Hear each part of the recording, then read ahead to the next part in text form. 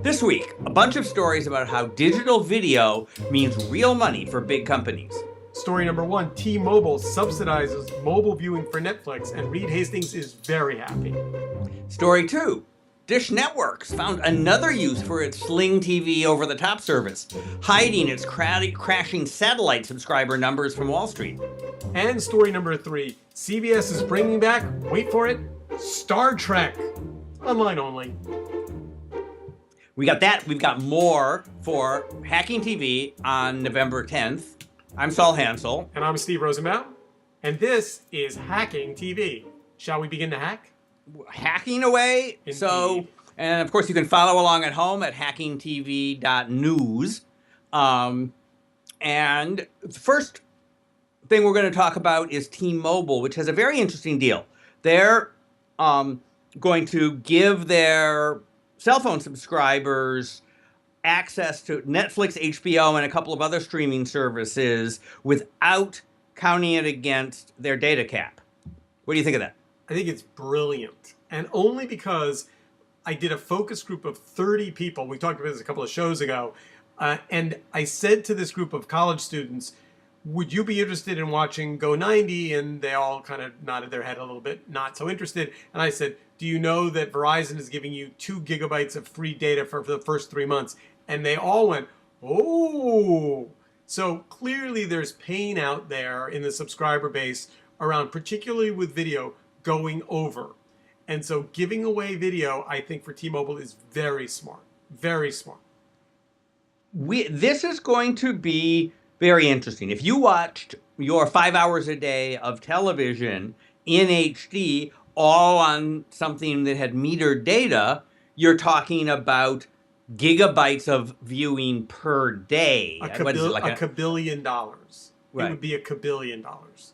So now the Moore's law certainly applies to bandwidth, but who's going to pay for this? We get to the net neutrality debate, or a piece of it, which I'm not so sure is as clear-cut as some of the tech freedom guys argue, right? But if I'm paying Netflix $8 a month and they want to make a good service, should they kick back a little bit for the bandwidth that's being used? It's not obvious that's not a good thing. But here's the thing that I don't know the answer to. And I'd love to know the answer to this. Like when I was getting my AT&T renewal the other day, I had 12 gigabytes in the family plan, and they bestowed upon me 3 extra gigabytes like they were giving me a gold brick. And I wonder if that's like going to the corner diner and when they serve you the burger with fries, saying to the waitress, can I have 3 more fries with that? And she comes and she brings each fry out on a little plate. Like, does it cost them anything to deliver to sell you and deliver 2 extra gigabytes of data? It's a very interesting question that I spent a couple of months of my life actually trying to figure out. And the answer is running a network like that isn't free, but loosely speaking, it costs $10 billion for the first customer and not so much after that. Right. And so the next time they have to upgrade from LTE to, 5th generation, it'll cost them another $10 billion, and they need to get it from you any which way they can. That's why text messages went from 20 cents a text message to free in a blink of an eye, because text messages never cost them anything, but they could pay for the whole goddamn thing. So is what T-Mobile is essentially doing is like the emperor has no clothes and saying, guess what? We can give away video bandwidth because truthfully, we really need the subscriber money, but we don't really need the extra bandwidth money. Well, it's a little bit like, if you remember a billion years ago, MCI had the friends and family plan. You put your 5 friends in and you got a lower rate calling them. That's all about, the average rate was, you call your friends half the time and everybody else half the time. So the average rate went from 10 cents to 7 cents, but you got to think you were only paying 5 cents, right? T-Mobile at this minute is giving you 2 gigabytes a month for the cheapest bundle, and Sprint at the same price is giving you 4. So they could either match the 4 or give you something that's unlimited. Now they have a deal. I don't know whether Netflix is paying them anything, but what they've done is they've gotten Netflix to do something in the network so that when you watch Netflix on T-Mobile, you get the 480p, the standard definition version, instead of the high definition version. And that saves them something like 75-80% of the actual bandwidth use. And I think they're stealing, and I think that who's stealing from whom? I think they're all stealing from me, Okay. and I want my money back. I have had great restraint in not talking about my deeply angering dialogue with Verizon about how they slammed me and put me in a contract I didn't order and called me a liar up, down, and sideways. But we aren't going to mention that. This is why we have Twitter, my friend. This is the purpose of Twitter. Tweet away. Yes. Because you have a lot of followers, and then they would pay attention. And well, back when I was at the newspaper and I covered them, that was bad form. Now I'm just a podcaster and I can go complain away and see if it helps. You remember our mutual friend Bob Garfield's now infamous Comcast Must Die campaign? Yes. Which he'll come on and talk about someday. I would love to have Bob on. And so we've got that money. I think that's going to be a big deal as we move from, bytes of data to gigabytes of data to what will be terabytes of data that we're going to be using mobily. And if we're going to go watch all this video. So the second story, it's, again, it's sort of a sign of the times in a couple of ways. So Craig Moffett is the best cable analyst out there. He now, co-runs a firm called Moffett Nathanson. And the headline on Dish TV, the number 2 satellite company's release was their subscribers were down by 23,000. In the scheme of things, that's not a big deal. But then he started looking at it. And they are bunching their traditional satellite subscribers with their new over-the-top and not breaking them out, although he dived into some filings and figured out that they actually added in the quarter 155,000 Sling subscribers, which means they lost 180,000 pay TV, regular pay TV subscribers, which is a lot for them. And the overall industry is suddenly losing 350,000 subscribers a quarter, or $1.5 million a year. So the punchline is, one, the cord cutting thing is real. The over-the-top alternatives are real, and it's real enough that if you're running one of these companies, you can go use your OTT to fudge your numbers. It's got to be big enough to matter that way. I guess my sense is, the whole, cord cutting isn't real speech. To me, it's like, of course it's real. And we don't know whether it's going to be 5 years or 3 years or 10 years or 8 years, but there is no doubt that everyone's going to have a box. It's not going to come from a cable company. It's going to sit next to your TV. It's going to be connected to your internet. And cable companies are along the way going to try and figure out if they can charge you some kind of incremental bandwidth charge so that they can make up what they're losing on cable revenue and bandwidth revenue to your TV.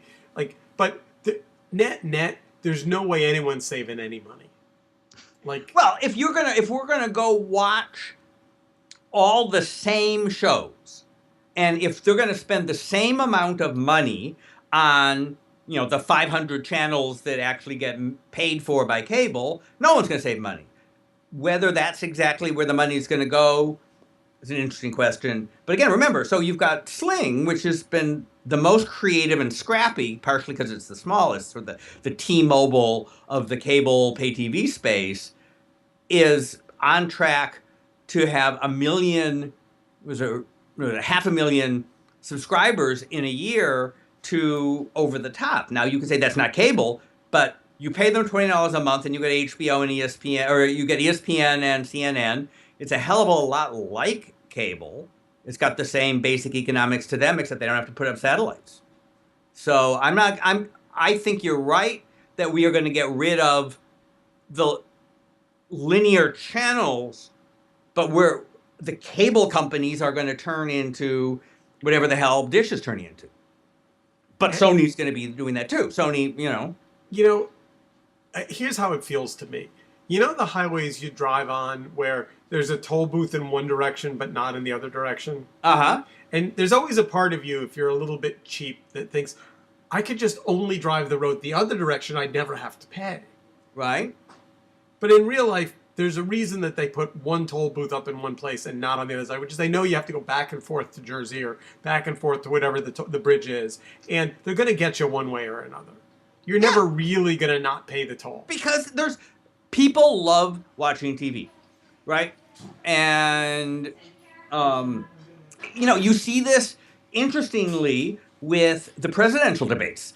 God only knows that, we're still 6 months away from anybody voting, and these things are getting record ratings, and the news networks are saying, you need to be paying for us. You need to have a cable subscription and authenticate into CNN or CNBC in order to watch this. And they're saying, all right, we're going to go spend some money on a hall and put on a debate and have all of our incisive questioners, getting brilliant answers out of these people, pony up your $80 a month. So let me tell you the story of the last debate. The one. So I get home, I was out, and the debate had started, and my wife said, I went on CNBC, and there was no way to see the debate, and she was bummed. She looked online, she searched, how do I watch this? We don't have cable, there was no way to do it. And she was disappointed. And I said, honey, this is simple. And I took my phone, and I typed in Meerkat, or Periscope, I don't even remember now which one, and I typed in debate, and in about 1/2 of 1 second, I had a live stream of the debate, and guess what? It wasn't like somebody holding their phone up in front of their TV. It was somebody who had a studio and a tripod and a camera and was pointing it at a screen, and the audio was good, and I watched the whole thing, and it didn't get cut off, and it didn't go away. That's interesting. For news, that will ultimately, you couldn't do that on HBO because, Periscope is owned by a big public company and they'll get sued. Are you sure? Are you sure that the night that that the next big event show premieres on HBO, you're not going to be able to find it on all those live streaming? Well, I know that that you don't find full episodes of Game of Thrones on YouTube anymore. You can find them all over the other places. Okay, let's put a pin in this, but let's come back to it. So when Game of Thrones premieres, yes, let's go to, you do Meerkat and I'll do Periscope, and let's see if my guess is you can watch it because by the time they go and find the user and send out the cease and desist, and okay, I shut it off. No, so for a year or two, the arbitrage will exist. I'm not saying it's never going to happen. Digital whack-a-mole. It's not going to be a lot because it's a cat and mouse game. What I did, by the way, is I looked up the things on the radio. So I went to WCBSradio.com, and you don't need to see Donald Trump's smiling face to get the gist of it. By the way, the smirk is part of it. Anyway, no, we promised no more. We would not promote the beast that is Trump. So let's. Okay. So what do you make? So CBS is trying to have it all ways. They said that they think that they're retrans. That means the fees that cable companies pay them to take their free over-the-air TV stations and deliver them to your home is going to be hitting $1 billion a year for CBS next year. Meanwhile, they also, if you're going to watch over the top, you can do that and pay them, I think, at $6 a month. And if they're recommissioning yet another Star Trek, online only. Smart, dumb, what does it mean? So I think, and again, I think both the Star Trek deal and the Jon Stewart deal aren't worth the paper they're printed on.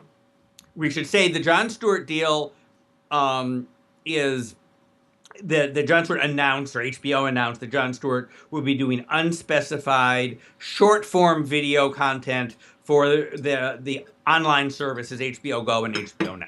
Why are neither of those important? They're just so. My kids have zero interest in Star Trek. That's it. And more to the point, does nobody who might an advertiser might want to reach have any interest in Star Trek? I don't think so. I just think so. Star Trek is basically to this generation what Mr. Ed was to our generation. Viewers under 50, go look up Wikipedia for Mr. Ed. To be fair, I love Mr. Ed. I truly did. But didn't it feel retro when you were watching it? Well, no, of course not. Not when I was a kid. It was a talking horse. I love the talking horse. He was in black and white. Really? Yeah. And I don't. Maybe I wasn't watching it. Maybe it was retro. I don't know. I love Mr. Ed. And back then you watched what was on because that was what was on, and they put on, I remember when I found out that they put peanut butter in the horse's mouth, I was heartbroken that it wasn't a real talking horse. Oh, I'm sorry. Did you not know that? Did I just ruin something for you? You look a little hurt. We grew up in this charmed time. But also Jon Stewart. Like, I get that it's a press release, that's great, but the truth is, I don't know what Jon Stewart's short form is going to be, and to me, it's like Jerry Seinfeld on comics and cars drinking coffee. It's going to be seen by HBO can put money into things. Their economics are such so that Jon Stewart and a dozen writers can do something funny, right? Have you seen him with the beard? I have not seen him with the beard. He's got a great big gray fluffy beard, and you won't know. You'll know if he's back to work when the beard comes off. You don't think that he always had a little bit of that the end is nigh sort of crazy person thing? I mean, it's possible that he could do the thing with the beard and it actually goes with his personality. I think he and his wife are going to run their animal sanctuary in upstate New York. Thank you very much. And he's going to direct a movie here and there. So I've got a couple things that didn't go very well for him, so maybe not. But maybe not. We've been following a category that we like to call wannabes. People who have perfectly good businesses that would rather be doing something else. So we've got two this week. We've got Vice finally getting its cable network, taking over, H2. The show, the channel that has all the historical documentaries that are too boring to be on the History Channel. And we have Reddit getting into the video business with a series called Cyborg Nation. So the video coveting continues. Do you want to watch the Vice channel? So I should say I have an almost man crush on Shane Smith. I think he's a genius. I admire what he's done. I admire how long he's been at it. All of that stuff. That being said, I think that the channel has zero chance of being successful. Zero. Well, it depends on how you measure it. If A&E pays him money up front for these programs, and they take the risk on selling the ads, Shane's doing fine.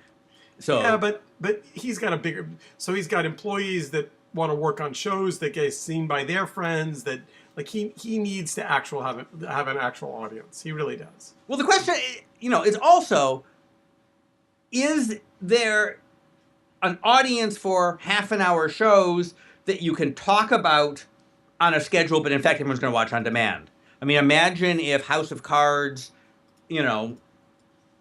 was premiered at 9 o'clock every Sunday, right?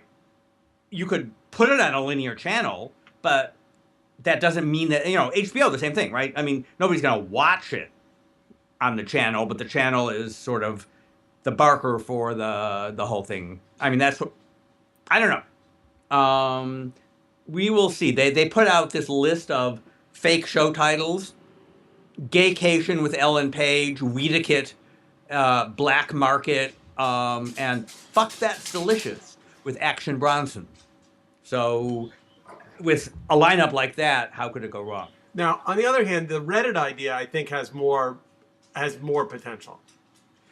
So it's a series of, they're starting with a series of documentaries, but the thing that caught my eye about this is the argument by Reddit founder Alex Ohanian, who was talking about doing script development through the Reddit community. Here's the quote. The hundreds of thousands of communities on Reddit generate more original ideas in one day than the world's best newsrooms could produce in a lifetime. You've worked enough with, user content in various ways. Would you turn your story room or your writer's room over to Reddit?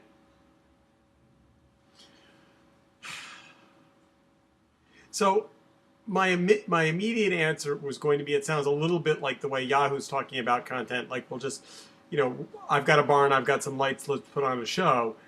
But the Reddit community is pretty fond of its own voice. Like, that's why it's interesting, is because he might be able to, in some ways, the Reddit community is the audience that's watching, Vice.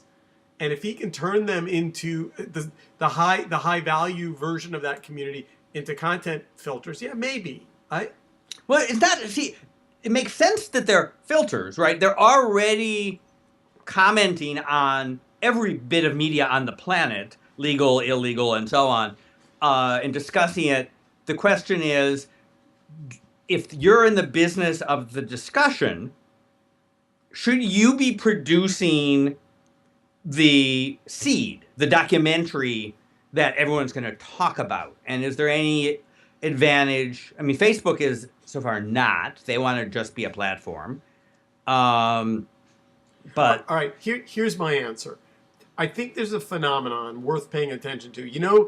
Have you seen these green screen films that happen online where, a celebrity or somebody does like a funny bit of action in front of a green screen and they just put it up and say to the audience, do with it what you will. Okay. What's his face? The actor who occasionally wears a paper bag over his head. Doesn't matter.